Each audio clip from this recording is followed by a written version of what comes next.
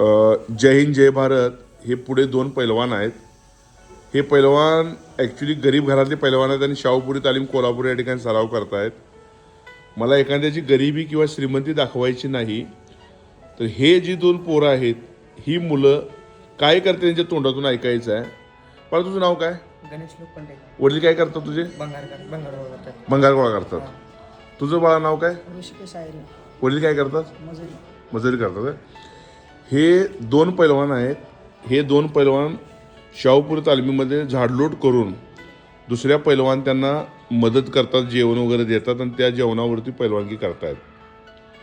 तर मी महाराष्ट्र शासनाला ही विनंती करतो किंवा दानशूर पैलवानांना सुद्धा मी विनंती करतो की जर तुम्हाला मदत करायची असेल तर अशा पैलवानांना मदत केली पाहिजे ज्यांची घरची परिस्थिती बेताची आहे पण पैलवानगी करायची आहे. म्हणून रोज सकाळ संध्याकाळ झाडलोट करून साफसफाई करण्याचं काम करतात आणि दुसऱ्याचं जेवण बनवतात, त्यानंतर त्यांना जेवण मिळतं. तर अशी होतकुरी पैलवान आहेत. अशा पैलवानांना कोणीतरी मदत केली पाहिजे एवढंच मी सांगतो.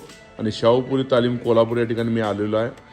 हिंद केसरी श्रीपती खंचनाळे, मल्लाप्पा तडागे असून द्यात, परत विष्णुपंत नागराळे असून द्यात, मोहम्मद हनीफ, असे अनेक नामांकित पैलवान या तालमीत तयार झालेले आहेत. तर याच तालमीत अशी सुद्धा मल्ल आहेत ज्यांची परिस्थिती फार बेताची आहे आणि ती येणाऱ्या काळात मोठे पैलवान होऊ इच्छितात. तर अशा लोकांना मदत होणे गरजेचं आहे. एवढंच मी सांगतो थांबतो. जय हिंद जय भारत.